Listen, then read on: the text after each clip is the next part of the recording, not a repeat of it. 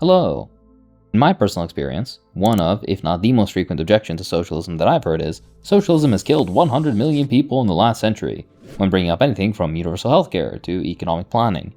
It's uttered almost reflexively, as if it isn't a thought that one came up with on their own, but one that's almost taught to be shot back at a moment's notice. 100 million people killed. 100 million people. 100 million people. Over 100 million people. 100 million people have died to Marxist ideology.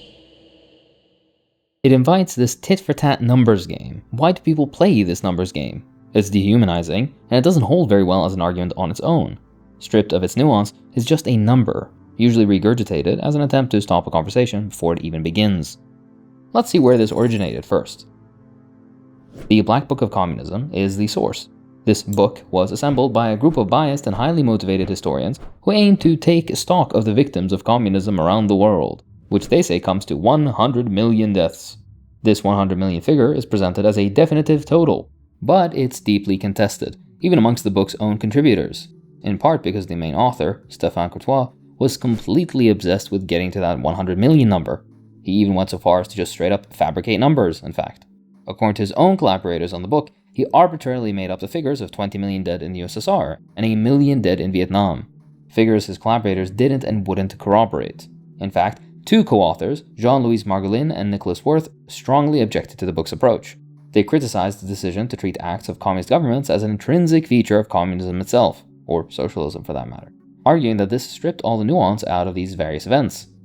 Their concern was that Courtois was pushing a political agenda that sought to fixate on an arbitrary, shocking number rather than engage with reality. The disagreement was so serious that Margolin, Wirth, and Karel Bartoszek resigned from the editorial board after Courtois refused to remove his insane preface, which asserts the 100 million figure. Other sources, even more unreliable funnily enough, parrot the number and then add more to it, like the Victims of Communism Foundation, which lists COVID deaths as communist-caused, because they consider COVID to have been a Chinese bioweapon conspiracy. Back to the video in just a minute. Let's hear from today's sponsor, Proton Mail. Freedom is impossible without privacy, but in the United States, your private emails, texts, and calls might not be so private. Thanks to Section 702 of the FISA Amendment Act, intelligence agencies can collect data on foreign nationals, but there's a backdoor that lets them surveil people in the United States as well. And it's not just the NSA. Federal and even local law enforcement can access personal data from third parties without a warrant. This means that your emails, your texts, and your calls are all vulnerable. That's where Proton Mail comes in. Take control of your privacy by clicking my link in the description box and downloading Proton's free encrypted email service to protect your identity online. Proton is built with privacy at its core. Headquartered in Switzerland, it's protected by some of the world's strongest privacy laws that make it illegal for Swiss companies to cooperate with foreign surveillance. This means that in principle, no government can force Proton to hand over your emails. And beyond legal protections, Proton uses end-to-end encryption, meaning your emails are locked before they even reach Proton servers. Not even Proton can read them. And it's not just email. Proton Drive, Proton Pass, and Proton Calendar all use zero-access encryption, ensuring your files, passwords, and schedules stay yours and yours alone. In a world where governments and corporations constantly look for ways to access your data, privacy shouldn't be a luxury, it should be the default. Join over 100 million people taking control of their online privacy with Proton. Get started for free using my link, proton.me/Hakeem. Thanks to Proton Mail for the sponsorship. This allows me to pay my editor fairly, which is much appreciated. Alright, back to the video. Obviously, the book's methodology and content are total garbage, but some of the claims are even wilder than you'd expect. Let's go through some of them. Soviet soldiers who died fighting Nazi Germany were counted as victims of communism. In certain instances, Nazi soldier deaths were counted as victims of communism. White army officers responsible for pogroms and violence were paradoxically labeled victims of communism, confusing the crimes of anti-communist forces with communist repression, apparently. I think it's good that white army officers responsible for pogroms were repressed, but maybe that's just me. Related to this, the victims of anti-communist militias and paramilitary groups around the world, but particularly in Latin America, were counted among the casualties of communism.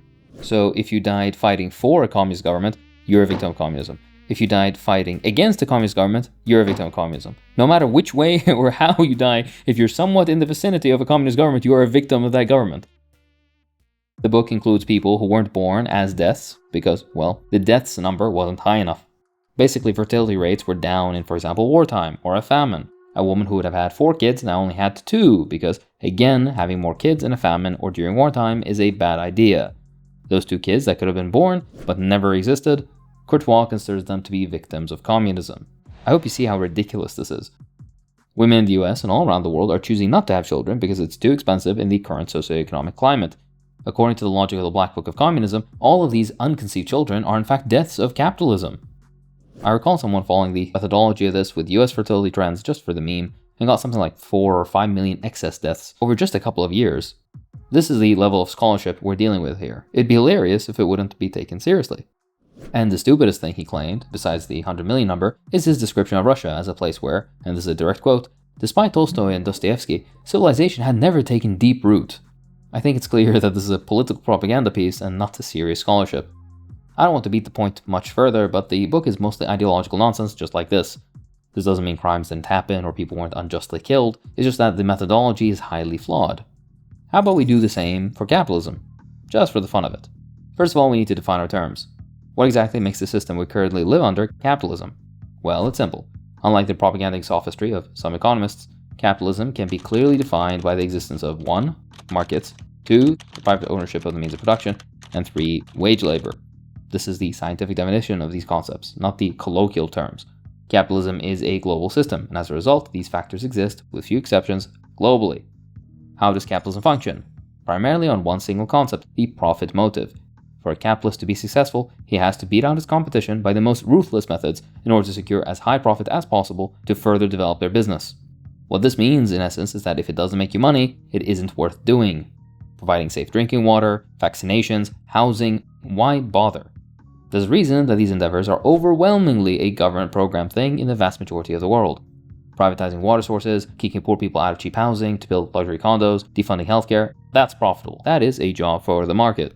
If you're interested in this privatization point, I've made a relevant video on this here. Now, the roots of capitalism began around the 15th and 16th centuries, but developed through several stages to get to where we are today. As such, we'll start with the conquest of the Americas. This primitive accumulation in the conquest of the Americas was a capitalist necessity for subsequent industrial development, so it counts.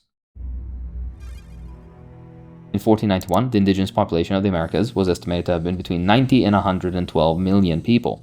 By the early 1600s, the population was eviscerated, with roughly 80 to 100 million people dying due to disease, violence, and displacement brought by European colonizers. This represents about 20% of the entire world's population at the time, making it one of the largest demographic collapses in history. At 112 million dead, we've already exceeded all of the deaths, real and imagined, claimed by the Black Book of Communism. Let's continue. Keeping with the colonial theme, we now look at British rule in India.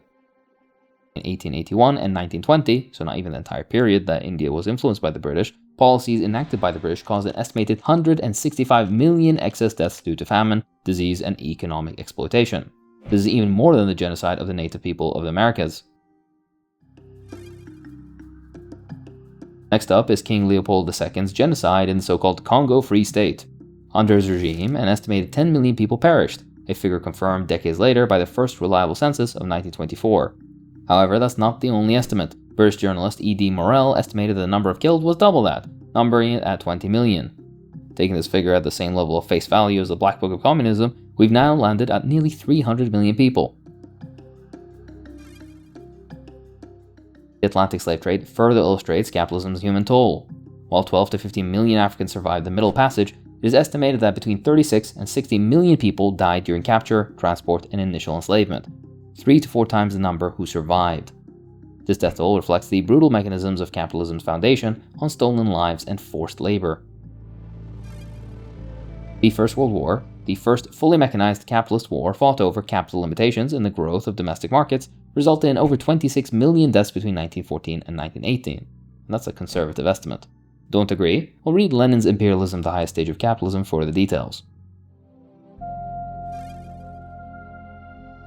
The Second World War fought in the fascistic interests of German capital for endless cheap labor and resources untapped by German industry, resulted in around 70 to 85 million deaths between 1939 and 1945.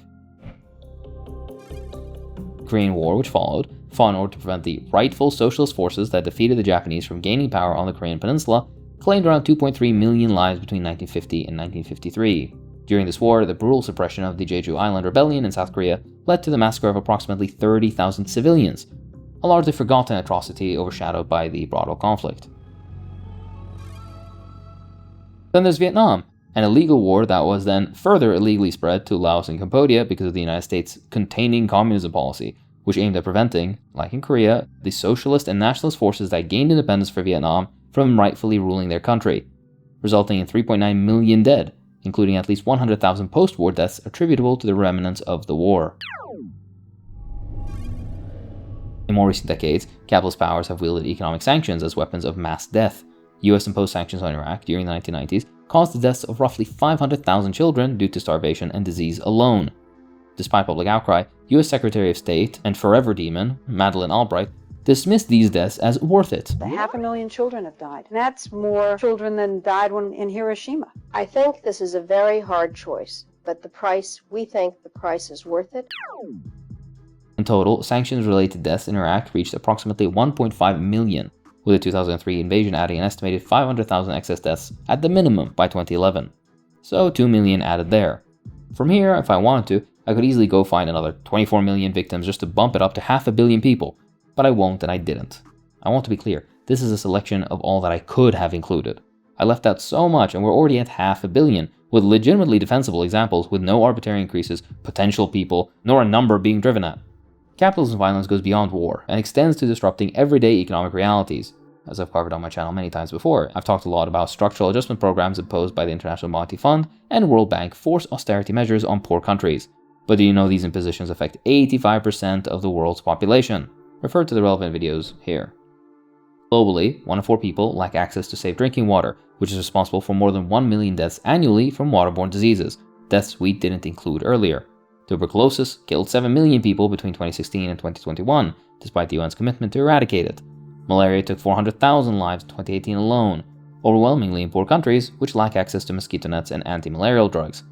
Pneumonia, an entirely curable bacterial infection, kills several million a year. Meanwhile, the US wastes 40% of its food each year, with 3 million children worldwide dying annually from hunger. That 40% of wasted food could help the situation, but capitalism prevents the free distribution of food because it isn't profitable. That's aside from the fact that those countries with food insecurity were structurally made so for the interests of cheap labor and exploitable natural resources by the imperial core. This is all by design. Being conservative, that's over 10 million excess deaths as a result of capitalism each year. Distributive failures are failures of capitalism. We're supposedly told that the market finds a solution, but there is no solution here because the market does not want to solve these issues. This 10 million figure per year is actually low, in fact, because I'm not factoring in the above-mentioned imperialist wars, intentional destabilization of governments due to either the lobbying or the direct intervention of corporations or governments especially friendly to corporations, IMF restructuring of governments and predatory loaning, forcing austerity on populations worldwide, and on and on. These alone can raise it to 15 million, 20 million, or even higher. At this very conservative and very incomplete figure of 10 million a year, within a decade, capitalism kills more than socialism ever has, assuming socialism killed that many in the first place. Within a century, it can go as high as 1 billion deaths, possibly more. Immediately, the argument falls apart. No matter what way you try to twist it, capitalism is, by its very inbuilt components, a bloodier system. Again, I want to reiterate that this is all just food for thought. This is a moral argument, and there's no use in moral arguments for the most part. Capitalism can be more correctly criticized by, for example, commenting on its inbuilt instability, on its falling rate of profit, on its boom and bust cycles, the extraction of surplus value, and on and on. Once this is said, there come the excuses. It's corporatism, it's not capitalism, it's corruption, it's government interference, it's bad management, or whatever else. But something that I often hear is that it wasn't real capitalism, whatever the fuck that's supposed to mean. I don't know of any feudal countries left around, and there's a very small handful of socialist countries around. The rest, of course, are corporatist or bureaucratic, statist, state capitalists, but not actually because they're kind of socialist or whatever else. Strange excuses and weird mental gymnastics that they try to arrive at to somehow excuse it away from being capitalism. None of these hold any water as arguments, but it is a good question though. Why are these things a result of capitalism exactly? As mentioned prior, capitalism requires new markets to expand into. Capital always must expand, of course. Capitalism results in winners in the competitive sphere, resulting in monopolies, which I've made a deeper dive into here. Capitalism results in capitalists having to act in the interest of capital, their own interests, otherwise they'll be eaten up by the competition. They lobby governments to put in legislation that favors them directly. It's good for business to keep third world countries underdeveloped, or overexploited, as that is a more accurate term. That way you can keep extracting resources cheaply. It's good for business to suppress workers' movements. That way you can keep wages low and working hours long. It's good for business to care for profit over need. Not only is it good, it's necessary. This all results in the stagnation of wages at the very least, as in the case in the US today, or the forced depression of wages to as low as they can possibly get, as is the case in most of the imperial periphery. This results in neocolonialism in the guise of the IMF or differing countries like France or the US, political and economic destabilization for capitalist gain in third world countries, even outright military invasion in the cases of Iraq and Afghanistan. The cases are endless. All these things happen in order to secure resources, secure markets, and secure quote-unquote friendly governments that will give preferential treatment to the Exxons, Nestle's, and Amazons of the world. If you uphold capitalism, you must logically also uphold all that capitalism requires to function, be it unemployment, imperialism, environmental destruction, social inequality, and economic exploitation. All of these things are natural consequences of the system that cannot be divorced from the functions of the market. They result in poverty, the degradation of infrastructure, destruction of the environment, limitations on access to education, housing, and healthcare. In essence, excess death as a result of the capitalist system. This takes me to another point. Everything you hear about socialism more or less is capitalist projection. Workers live in monotonous, lifeless housing. They work dead-end jobs where they have no control over their workplaces. They live in a dictatorship where they have no political say and a distant group of elites run everything. Socialism killed millions. Not only is it projection, but those that promote capitalism, when confronted with this information, will try to shift responsibility by every other excuse. Ideological defense for the undefendable. I have a deeper dive on the projection point here. By the way, the people who defend capitalism are either just cucked for the system or have direct interests. There's no in-between. You either stand to profit from it or you're an idiot. If you disagree, then explain the logic behind an economic system that implodes in and on itself every 4 to 7 years. That's a rhetorical question. No explanation is needed because you're going to twist yourself into the most ridiculous mental gymnastics, as these types usually do. And that's all for this time. If you enjoy my videos, then please consider supporting me on Patreon. It really does help. I'd like to thank my patrons, so thank you too.